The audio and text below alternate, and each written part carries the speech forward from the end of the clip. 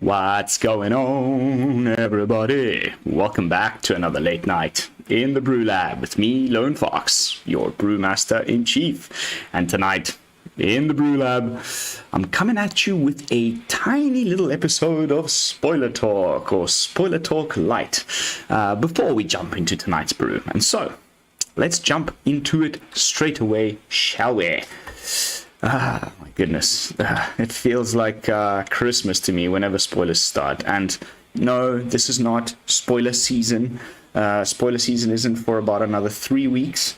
So, of course, stay tuned for that. We're going to be doing spoiler talk episodes all the way through spoiler season. But for now, the way Wizards always does, we got a couple of little sneak peeks, a few tidbits, a few crumbs to get the hype engine started on the hype train. And have we got some sweet ones already. So first of all, lands. The basic lands always get shown off quite early, and honestly, I think these are gorgeous. I'm absolutely loving these. I've heard some people say they don't like them for the usual reasons. They don't really look like lands. There's all these big robots and things, but I think they did a fairly good job. I mean, the island has waves and things, and the plane has some planes, and the swamp looks pretty swampy, and so on and so forth. But just in general, the artwork is phenomenal. Like, this stuff just looks amazing. I'm particularly a fan of Geeks over here, but just wowza, look at these things. Just cannot wait to get these in standard. These are probably, at least as far as I'm concerned, some of the better looking basic lands we've received over the last 3 or so sets. So really looking forward to it. But then let's jump into the good stuff. And it's not much, but some really interesting cards. First of all, we got Mishra's Foundry over here, which is announcing the return of, some creature lands in standard. We didn't have any for a little while now, for one entire set, other than the Haunted Hostel, I think the card is called, which doesn't see any play. But Mishra's Foundry, on the other hand, I think we'll see some fair amount of play because it's a colorless land. You can jam it into any colored deck that you want, and it taps for colorless mana, as often is the case. But then you can pay 2 mana, and it becomes a 2/2 Assembly Worker artifact creature with until end of turn. And it's still a land, of course. And then you can pay an additional 1 colorless, so you'd need another land, so it's 3 total, so you need at least 4 lands in play, Mishra's Foundry and 3 others, and then you can make the Assembly Worker, which Mishra's Foundry has now become, get an additional +2/+2. So with 4 mana in play after a sweeper, you can then still swing in for 4 damage, which reminds me a lot of, I'm trying to think which of the previous round, Cave of the Frost Dragon had 4 toughness but cost way more to do. In terms of activation costs, this is the same as the Hive of the Eye Tyrant, I believe was 3 mana. It's only been 1 set and I've already forgotten all about those creature lands, but I think very, very competitively priced in terms of getting it into a 4/4, and that's pretty damn nice IMO. So Mishra's Foundry, I think, especially in monocolored decks, is going to see quite a bit of play, and I wonder if this is the only creature land that we'll get in the set.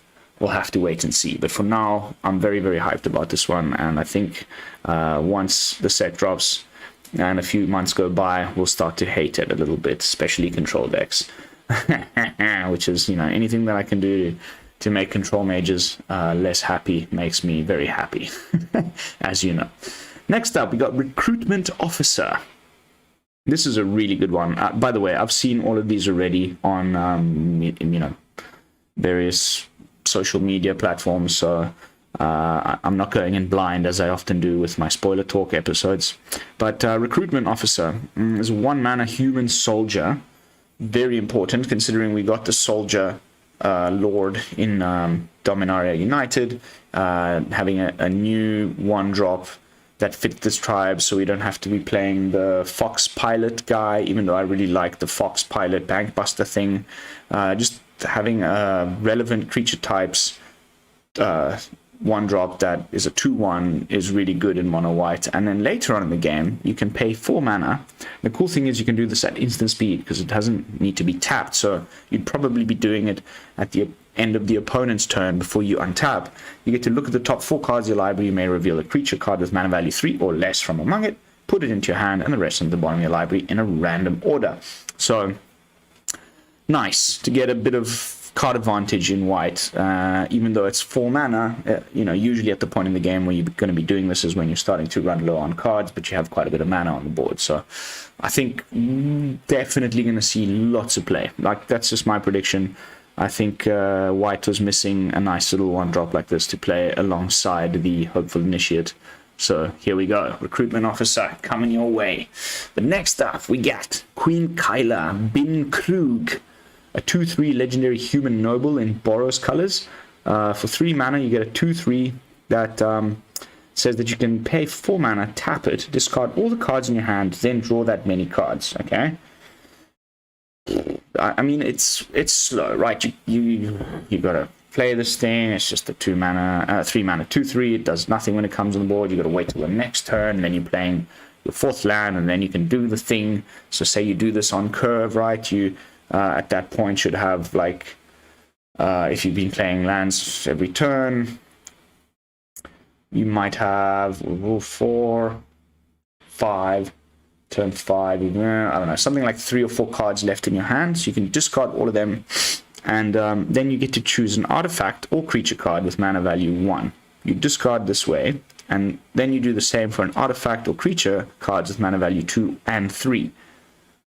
So very convoluted. I hope that makes sense. But a creature card with mana value 1 that you discarded, and then an artifact or creature with mana value 2 or 3, and then you return those cards to the battlefield. Activate only as a sorcery. Right now, as things stand, I don't really know what it is that you're going to be wanting to set up with a card like this. Like, what is it that we could be discarding and getting back and all of that? But it's not to your hand or anything like that, which would be pretty nice anyway, because, I mean, you get to draw that many cards again. So you replace your hand, and then you put everything that you discarded into the battlefield. Like, that seems really, really busted. I'm just not entirely sure what we're going to be doing with that exactly, but a very sweet looking card, IMO, so one that we are definitely going to be keeping our eyes open for. But next up we got a Surge Engine, and this is the this set's version of something like the Sleeper Agent guy, the 1 black mana thing from Dominaria United, where in stages you pay different things and it upgrades until it gets to be doing cool things. I've posted about this on social media, and I've had a few, as well as on the channel in the community tab, and a few people have questioned my reasoning. But this, in conjunction with Tezzeret, the 4 mana blue planeswalker from Kamigawa Neon Dynasty, I think is going to be really, really nice. Because Tezzeret reduces the activation cost of artifacts you control by 2 colorless, as long as it's the first activation of an artifact you control that turn. Of course, you cannot reduce that on the blue thing, because Tezzeret only allows you to reduce the activation cost by 2 colorless. So the first time you'll just be paying 1 blue. And already that is pretty sweet. You get a 2-drop, that's a 3/2, so already very competitively statted. It's not legendary, artifact creature, so fits a bunch of different synergies, even things like your automated automatons, which is probably where I'm going to be jamming this thing on day 1. It gets, it loses its defender ability, and it gains this creature can't be blocked. Already just that is super duper sweet. Like, I'm already really happy. Surprised to be happy this happy and interested to play a card with that many blue pips in it. But then the second activation, it says that Surge Engine becomes blue and has base power and toughness 5/4. Activate this only if it doesn't have Defender. So of course it would lose Defender. It's similar to all the other ones, like the Sleeper Agent that I was just talking about, where you need to have done the first thing before you do the second thing. But what's interesting is there's another 1-drop that we just got in Dominaria United. It's a little wall golem looking guy that's a 1-drop that's also an artifact creature, and it gives your things with Defender, they lose Defender basically, and that could be an interesting thing where you get it to lose its Defender without having to do the first activation, and then you just go straight to the second one. Could be cool. But the cool thing with Tezzeret is that would only cost you 1. So really quite nice, because you can quite quickly make this into a 5/4 that can't be blocked. And then later on in the game, instead of paying 6 mana, which is obviously quite a bit, if you have Tezzeret in play, you'd only need to be paying 4 mana, and you get to draw 3 cards. And I think you know, if you could activate this more than once, it would just be absolutely busted. Unfortunately, it can only happen just the 1 time. But 3 cards for 4 mana is obviously very, very good. So yeah, this card, loving this card. I cannot wait to play with this one. But that's it as far as the sort of more run-of-the-mill spoilers. The next 6 cards are wowza. They're, of course, I mean, the Brothers' War. These are the 2 brothers, Mishra and Urza.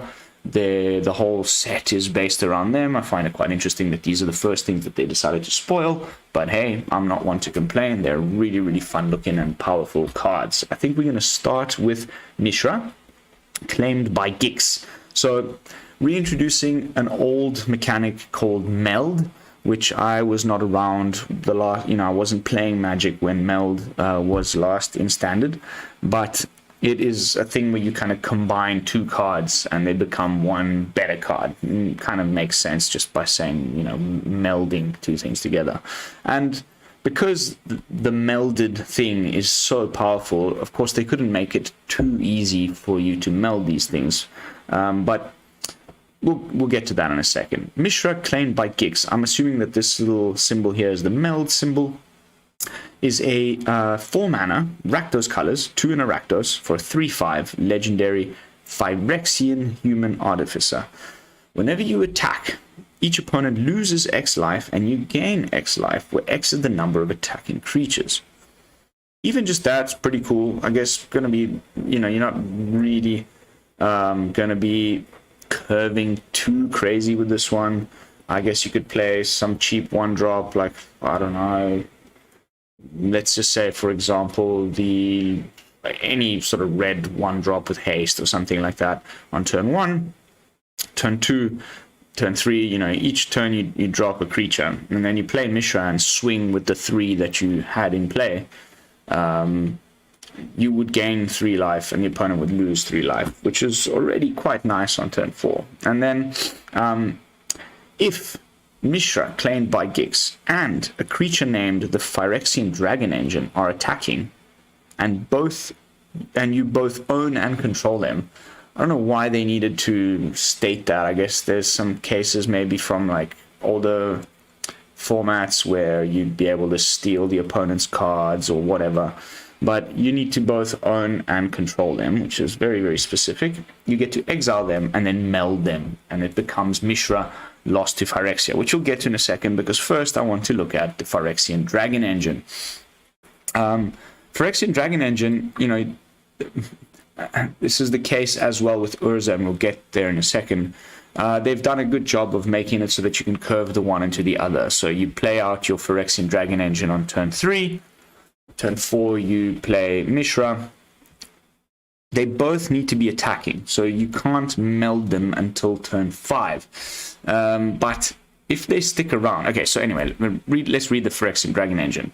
2/2 double strike for 3 mana. In colorless. Pretty cool. Like, I cannot think of a single like 3 mana 2/2 double strike that you can play in any deck that I've seen in recent Magic history. So even just that in and of itself is pretty nice. But then it's got this interesting line of text that says that, you know, whenever it enters the battlefield from your graveyard, you may discard your hand. If you do, draw 3 cards. And it's got this Unearth, which they haven't specified what that is, but it seems pretty clear to me that it's something akin to Escape. I get some very Ox of Agonis vibes from this card. You unearth it for 5, like later in the game, and you bring it back from your... I wonder if Unearth, similar to Escape or some of these other mechanics, will require you to exile cards from your graveyard or something like that. But regardless, for 5 mana in, you know, on turn 6 or something, when your hand is usually empty, it'll enter the battlefield from your graveyard with the Unearth ability, and when it does, you draw 3 cards. You know, you discard your hand, you got nothing to discard, so you just basically draw 3 cards, which is great. So now, if these two, Mishra and the Dragon Engine, are attacking together, they meld into Mishra, lost to Phyrexia. Like these cards, I mean, you can see how tough that is going to be to get going, because these things all just die to removal. You're probably playing it in a deck that doesn't have counter magic, unless you're trying to put it in some sort of a Grixis deck or something like that. Or maybe you'd be playing it in a Jun deck and you have something like Cameo Safekeeping. But, you know, getting to turn 5 and ensuring that all of these, you know, these cards are staying on the battlefield and you haven't been interacted with at all is obviously, you know, Magic Christmas La La Land. But if you do, you get a 9/9, okay? It enters the battlefield tapped and attacking. Don't forget, it enters the battlefield tapped and attacking. You get a 9/9 that when it enters the battlefield or attacks, you get to choose 3 of these 1, 2, 5, 6 different ETB triggers, okay? It's either target opponent discards 2 cards. Great. Mishra deals 3 damage to any target. Amazing. Can go face, can planeswalkers. Destroy an artifact or a planeswalker. All your creatures gain menace and trample. And trample, that of course includes itself, making it very evasive. And even if they do have a couple blockers, it's a 9/9. Hello. Or creatures you don't control get -1/-1, so little micro sweep. And then, or you can create 2 tapped Power Stone tokens, which is probably the least powerful of the ETB triggers. But again, it's a artifact creature. It's a creature, so you know there's lots of stuff that can remove this. So probably by the time this hits standard, if it starts to become a problem that it's like a really strong top tier meta deck, then the meta always adapts, and people will be running main deck. Artifact removal or creature removal. This can just be Infernal Grasped. But you'd still get the ETB triggers, so even if it's just that alone, it's already pretty damn incredible because of all of those options I just read. But if this thing gets to stick around and you actually get to attack with it again, and if, the turn after, then you get all 3, you get to pick 3 of those things again, and you're swinging with a 9/9. I mean, the game's going to be pretty much over at that point. So, incredibly strong, but yeah. Wandering Emperor, phew, bye-bye, or whatever. There's plenty of things that can just absolutely ruin that plan, and you would have had to jump through some pretty heavy loops to get there. Thankfully, because otherwise it would just, it would be too strong. Love the artwork on it. But that's it as far as Mishra. As far as Urza is concerned, Urza is a planeswalker. And it's also got its legendary artifact that it needs to meld with. I like the fact that Mishra's one isn't legendary, first of all. But Urza, Lord Protector. Azorius, of course. I can't wait to see what CGB does with this, but it reduces the casting cost of instants, sorcery spells, and artifacts by 1 less to cast, which is pretty nice because of this. You play this on turn 3. Your Might Stone and Weak Stone, which is the legendary artifact that it needs to meld with, costs 5, but because of Urza, reducing the casting cost to 4. On turn 4, you play your land, and then you can play your Might Stone and Weak Stone on turn 4. When it enters the battlefield, you get to choose one. Draw 2 cards, or target creature gets -5/-5. So even just that is really, really nice little curve out there. You can do this, you know, very easily on curve. Turn 3 Urza, turn 4 this guy, draw 2 cards, or turn 3 Urza, turn 4 Might Stone, get rid of a very strong creature that's on the battlefield. And of course, because it's a artifact, it doesn't have summoning sickness, you can tap it to add 2 colorless. This mana can't be spent to cast non-artifact spells. So you could, I don't know, the same line of text is on Karn the Betrayer. You'll notice, you know, the new Karn from Dominaria United, it says can't be spent to cast non-artifact spells, but that mana can be spent to activate activated abilities, for example, which we'll get to in a second. But you could, you know, on turn 4, draw 2 cards and play Bankbuster, for example. Wowza. You could even play 2 Bankbusters, actually, because of Urza Lord Protector. If you've got 2 Bankbusters, if you imagine an opening hand with Urza Lord Protector, Might Stone and Weak Stone, and 2 Bankbusters, you could play 2 Bankbusters of this thing, because they would be reduced by 1, and you get to create 2 colorless. Bankbuster costs 2. You just cast them for 1 each. You know, that's a turn. That's a hell of a turn. But then the next turn, you play your 5th land, and then you can use this 2 mana to activate Urza's Lord Protector activated ability, which costs 7. So it works out just perfectly. And I think probably, all considered, going to be a little bit easier to do than the Mishra, I think, right? Because, sure, it's the same number of turns, more or less. Turn 5, same thing with Mishra. We just talked about on turn 5, you get to attack with both of them and meld it. So on turn 5, you can, if you both own and control Urza, Lord Protector, and an artifact named the Might Stone and the Weak Stone, you exile them and meld them into Urza Planeswalker. Activate only as a sorcery. Urza Planeswalker. In, you know, to match up nicely with the Lost, with Mishra, it has also just got an obscene number of things that you can do. As a Planeswalker, though, this is the first time I've seen one where you get to activate your loyalty abilities twice each turn instead of only once. Wow. So I can just even imagine putting that new 5 mana Read Ahead saga from Dominaria United in a Planeswalker's deck with Urza, and then there'll be a turn in which you can activate your activated abilities 4 times with Urza. We're definitely going to be trying that in some episode of Serious Jank, so stay tuned. But you can activate Urza's activated abilities twice, and he enters the battlefield with 7 loyalty already. The loyalty abilities are artifact, instant, and sorcery spells you cast this turn cost 2 less to cast, you gain 2 life. Pretty cool. +1, draw 2 cards, then discard a card. Pretty cool.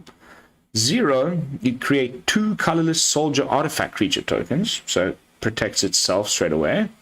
And you could potentially do that twice. Wow.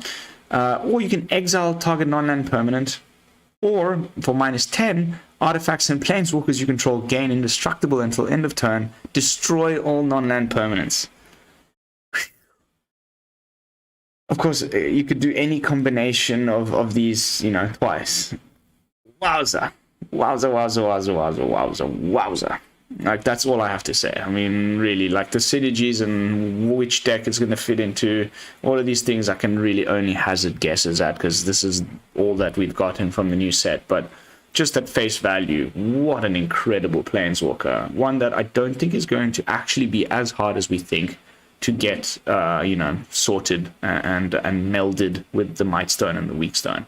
So let me know in the comments, what do you think? Which of these two is the stronger? Urza Planeswalker or Mishra Lost to Phyrexia. I'm leaning a little bit more towards Urza, but again, I'd love to hear your thoughts in the comments. But that is going to be it as far as spoiler talk for this this YouTube video. And so let's jump into tonight's brew. We are going to be playing some... I had 4 different options here, and I've just been trying to figure out which of these I want to go with. And I think we'll probably go with Negotiating with Fire. I know, another mono red deck, but I did, when I was doing the updated RDW video from about 3-4 days ago, mention the fact that I wanted to build a deck specifically around Jaya. And here we are. So, without further ado, let's jump into tonight's brew. Negotiating with Fire. Mono red Jaya. Obviously, you need to be playing a few more removal or, slash instant and sorceries than in a normal RDW deck, where it's usually mostly creatures, because you want to take advantage of Jaya's little monks that have prowess. And that's the reasoning behind, 3 Flame Blessed Bolts, 1 Light Up the Night, which we can also use Jaya's loyalty to flash back from the graveyard, as well as just making a big fireball that can go face. Then we've got 3 Lightning Strikes, 2 Twinfernos, and 3 Rending Flames. So quite a bit of removal slash interaction. The Rending Flame has been really important against Shieldred and whatnot. But we still obviously need some creatures as well, because Jaya's, it's interesting. I mentioned this a few times as well as in spoiler season. You need to find this balance between creatures and instant and sorceries. The reason for that is because the -2 would like you to have quite a few creatures attacking, where you get to choose target creature an opponent controls. Whenever you attack this turn, Jaya Fiery Negotiator deals damage equal to the number of attacking creatures to that creature. So, you don't want to have like 1 or 2 creatures with this. Not only that, it's also good to have, more creatures on the battlefield to protect her with, etc. And most of the time, you're playing her out on turn 4 and plussing 1. You make a little prowess guy. You try and +1 as often as you can so that you can protect her, because of course the -8 is great, which we'll get to in a moment. But I find myself also often using her -1 for card advantage. You get to exile the top 2 cards of your library, choose one of them. You may play that card this turn, which is typical mono red card advantage, and works really, really good in the deck. So once you're sure that she's going to stick on the board, and you might be running out of gas, you can start using the -1 a little bit. The -8 is good, but it's not essential. I think you're mostly playing around with the +1 and the -1 the majority of the time with this Planeswalker.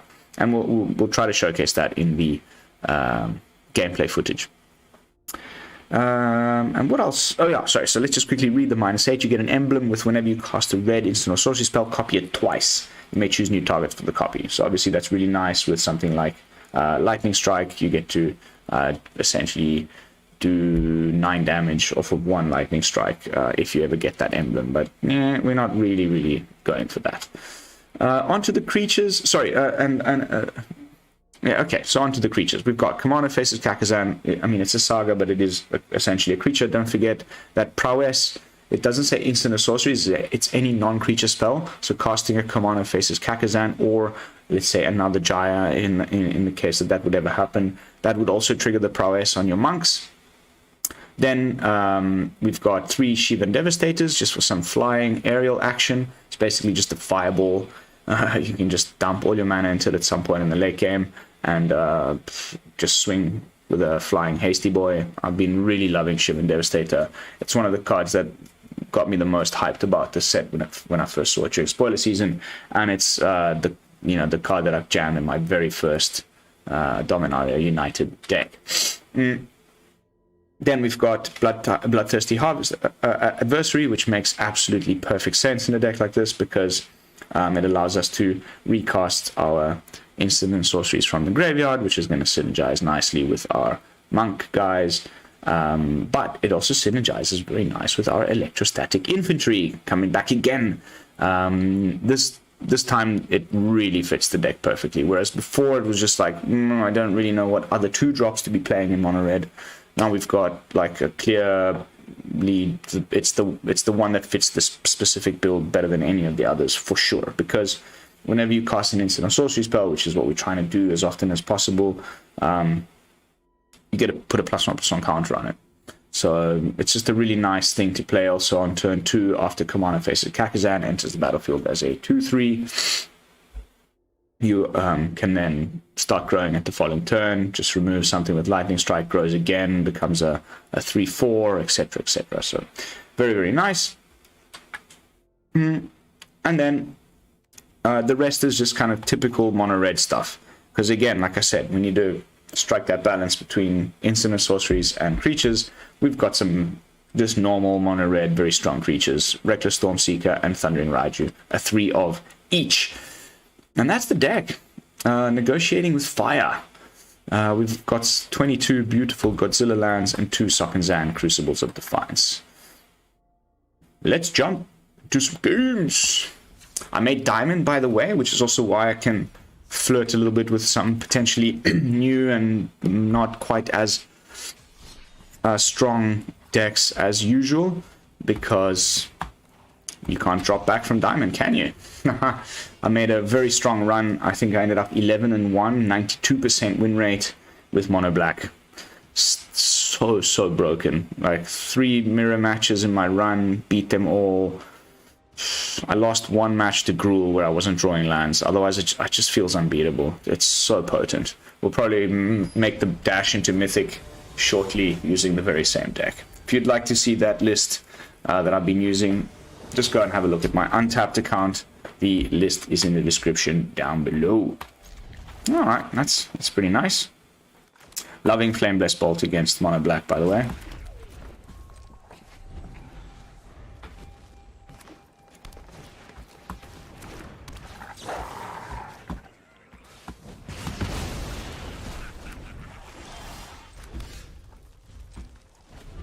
I hope you play out your Quirion Beast Caller.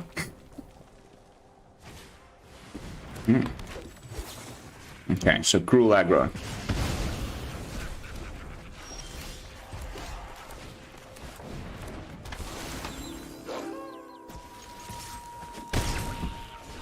Watch him play one as well now.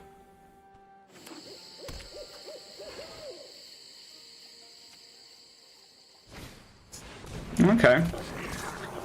Squeeze a bit problematic. Okay, well, let's just go for the normal plan here.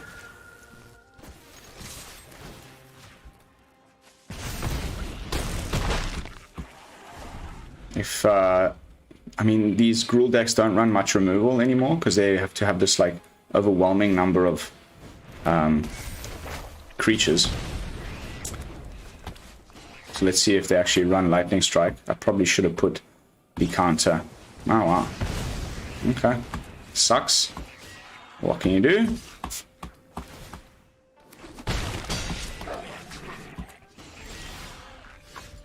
Ooh.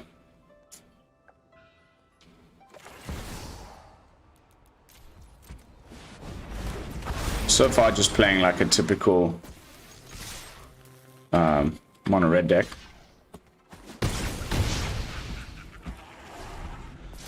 If he drops a Raiju, we can remove it.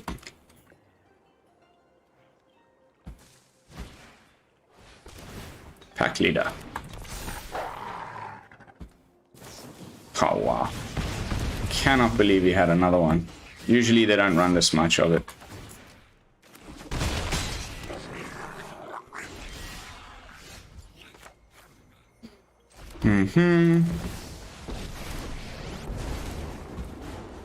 Of course you should fight fire with fire. You should fight everything with fire. You're no match for my students.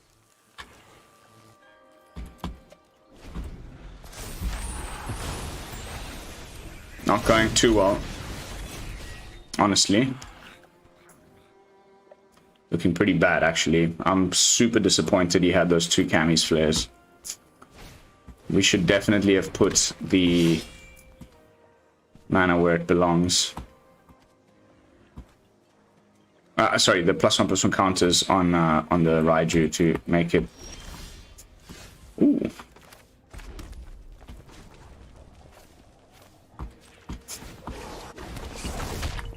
Get out there and blaze a path.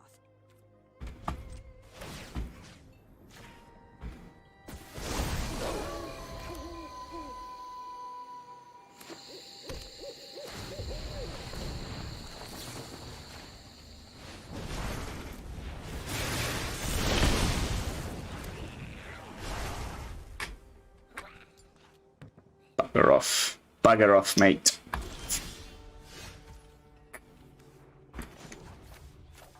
I think now we start using -1 here. Embrace the heat of the moment. That's perfect.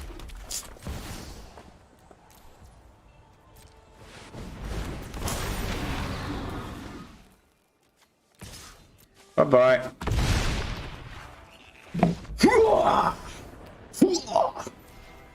Shivan Devastator.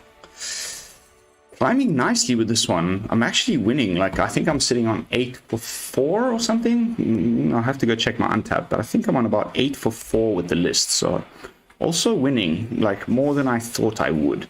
If you look at the current win rates for mono red, the way everybody else is playing it, just that tops out in Thundering Raiju, it's like well below even the Delver decks. It's not doing too great. So I think people are being really stubborn and just kind of sticking with what was like the mono red from the earlier part of Dominaria United Standard, and they're not, you know, updating their lists with the times. You need to be having a slightly bigger mid to late game plan than just Thundering Raiju, in my opinion.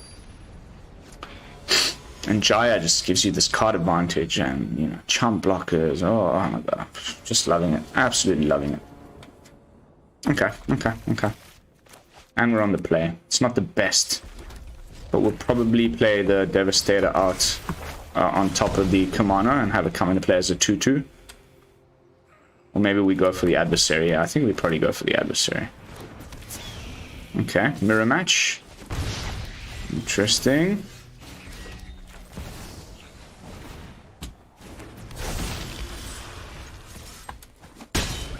They may waste the turn just burning the Adversary.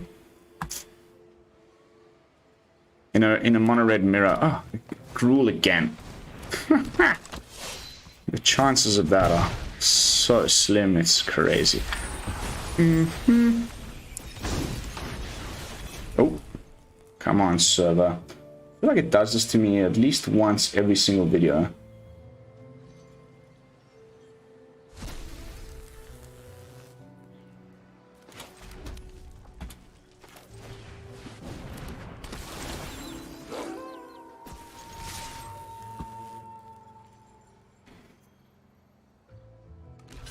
Nice. I'm okay with that.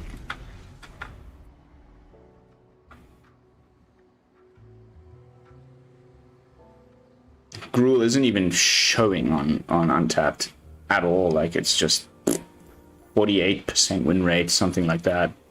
Bottom of the list, unfortunately, because it's what I was really excited about when I first started playing Dominaria. This is what happens. You get these weird visual bugs when you time out like that.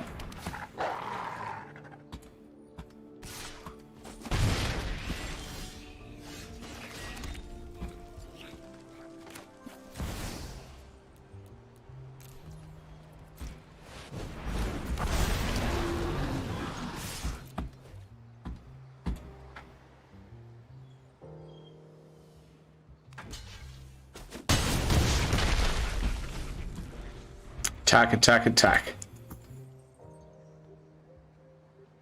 Hopefully this is one of the Gruul guys that isn't running any... Oof. Oof. That's no bueno, man.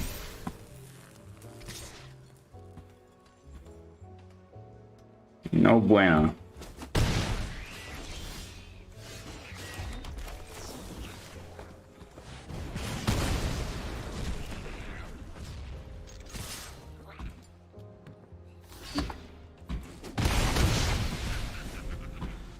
Okay.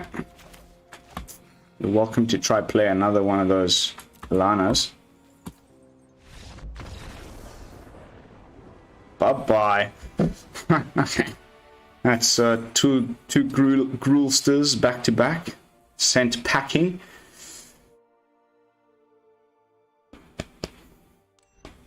Pat pat. By the way, savings going along very nicely. Plenty of, you know, got a vault going, plenty bucks. I'm well into saving mode for Brothers War, which, by the way, I did not mention in the spoiler talk part of this episode, but the short, the abbreviation or the acronym for the set is MTG Bro. The memes that are coming out about that on Twitter have just been freaking hilarious. Just MTG Bro. I can just imagine them having a good laugh in the office when they came up with that at Wizards of the Coast. Alright, I mean, we can't go super duper long with this episode because we did put in some spoilers at the beginning, so this we'll probably try and fit in maybe 1/2 more. Maybe the worst opening hand we've had so far, but we've got some removal. We can make it work, I hope. Let's see if it's going to be black. Oh, don't tell me it's Gruul again. This algorithm is a weird one, isn't it?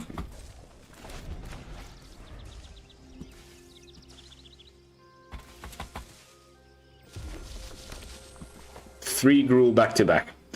Anyone who keeps trying to tell me that the matchmaker is random can just get stuck, honestly.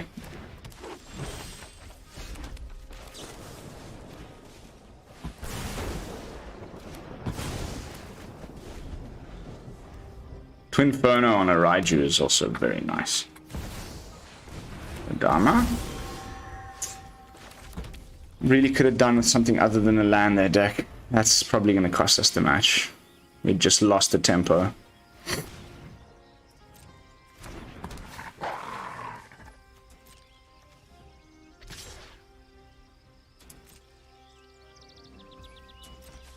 What was that little emblem there? Dear Lord. If you've got a 3 mana removal, 3 damage removal spell, I'll be very, very bummed. Here it comes. Of course he does. Yeah, okay, that's definitely GG. We lost one of the best creatures in the deck. We have absolutely only just drawn lands.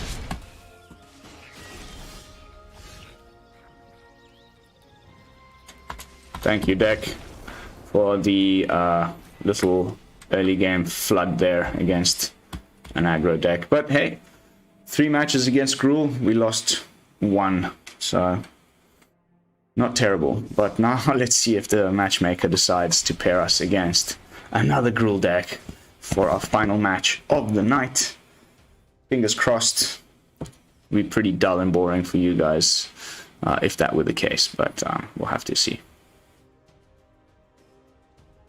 Seems really strange to me. Yesterday I was testing Delver decks, mono blue, tempo stuff, and I was just playing against, just mirrors. I thought that was only supposed to happen in unranked, so very infuriating, honestly. I wish they did something slightly different with the algorithm, where it was just truly random and entirely based on MMR, as they say it is, but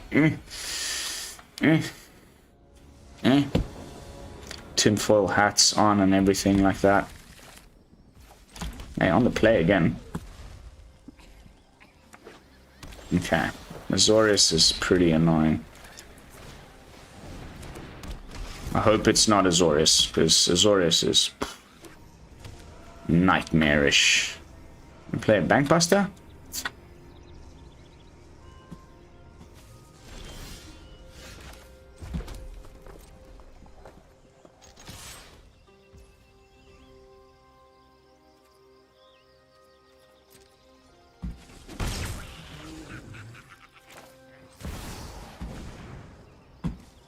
Probably make this appear, no? Okay. We're coming into Wandering Emperor range.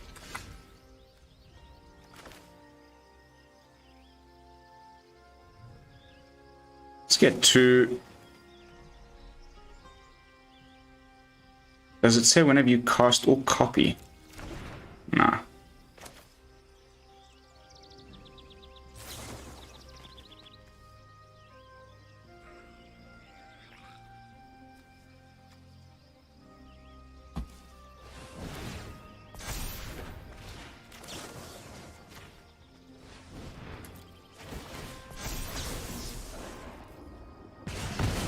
Okay, that's something to take note of.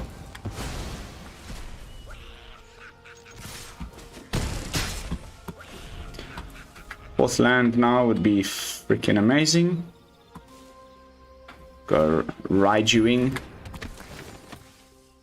Otherwise we just lightning strike the ambitious farmhand and keep swinging. Basically. Could be some Fateful Absence action going on. No.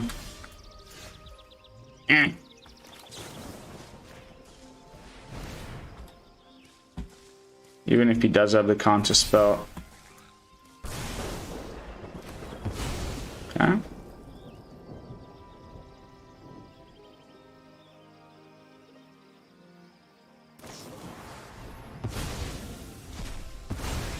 Does have it. March. Now we're into Wandering Emperor range, and that is very annoying. Okay, I've seen this deck. Better late than never.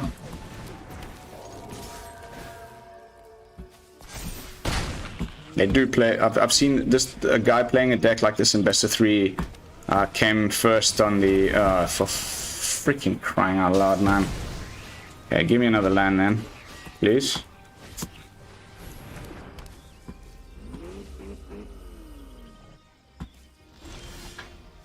Unfortunately, he's going to exile whatever we choose with the adversary. Unlicensed Hearse is obviously very good. I wonder if he does it first. Nah, see, he's clever. Whatever we pick, he'll exile. So I'll go for the Twinferno.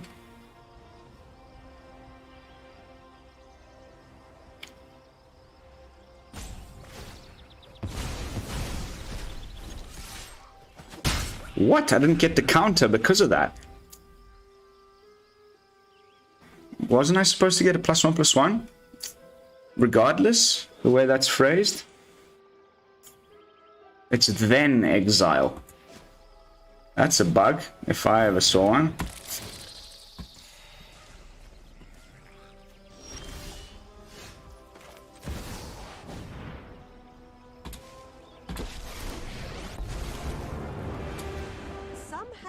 There is no subtlety to destruction. So if he comes at us with the mech hanger, the experience will do you good. We can double block, which isn't ideal, honestly. But if he taps out for that, we may find a way to win.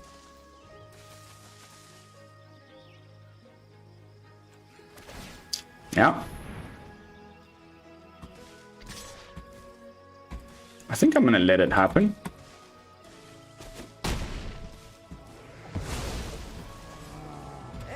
I'll be fine.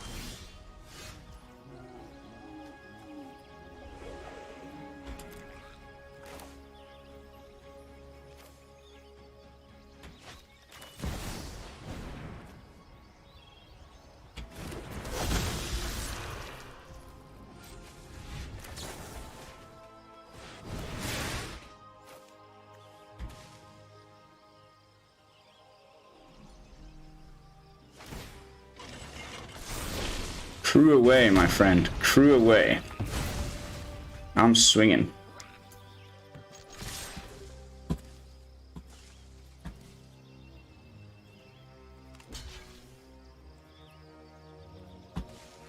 Get rid of that hearse.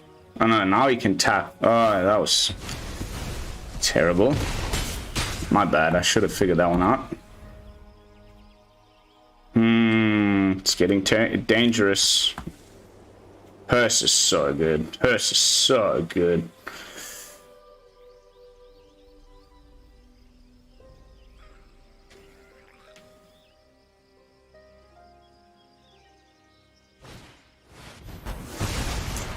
Ah, it's frustrating.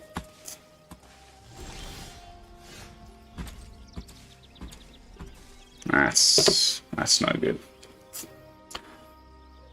Ay, ay, ay.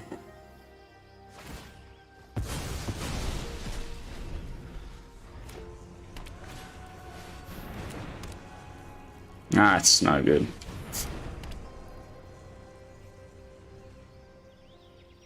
Okay, decides to go for the...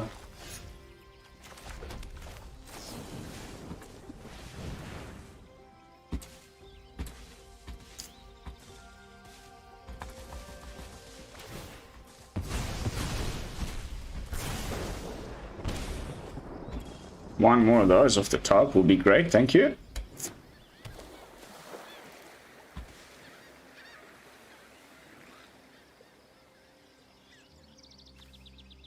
Very nice deck though, I like it.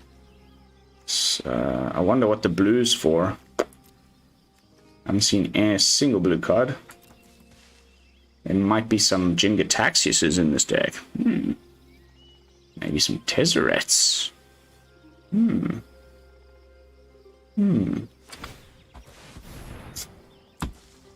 Big hit. Very big hit coming through. This may be the last chance we get to do anything interesting. Okay. Come on. Give me that one more lightning strike. Come on. Ooh, there's the reasoning.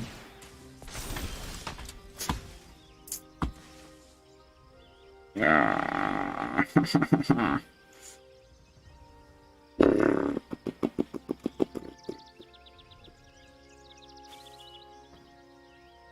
think we just screwed, right? Yeah, I think we did. We play this as a blocker, and in the hopes that we get another lightning strike next turn. Otherwise, we just did. Because he will crew the Mind Link mech with one of these guys, which will then crew the Unlicensed Hearse, so it's 10.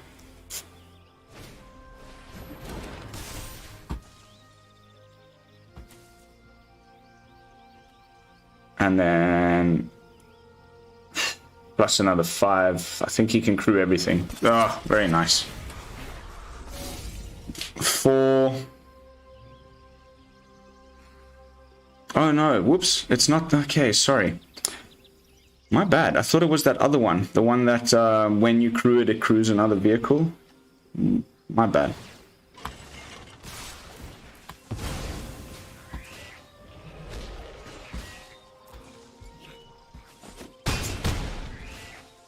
Come on, give me that lightning strike, baby. I know you want to. That's game. Ah! Deck! Why?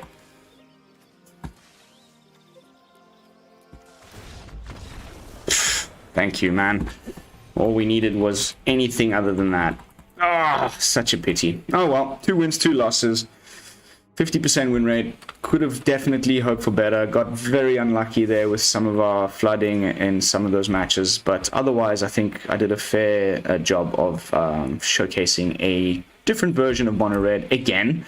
I know a few of them coming back to back quite quickly in the last couple of weeks, but I think this one deserves your attention. Jaya, definitely a very fun planeswalker to play with, and we're not done yet. Next stop, probably going to be looking at Izzet, so stay tuned for that. But that is going to be it for tonight's gameplay footage. As always, thank you so much for watching, and please don't forget to like, comment, and subscribe.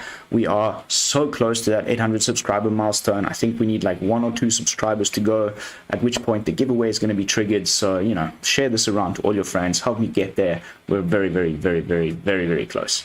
But I will see you all tomorrow with another fresh brew. And until then, this is Lone Fox from the BrewLab, signing out. Peace, y'all.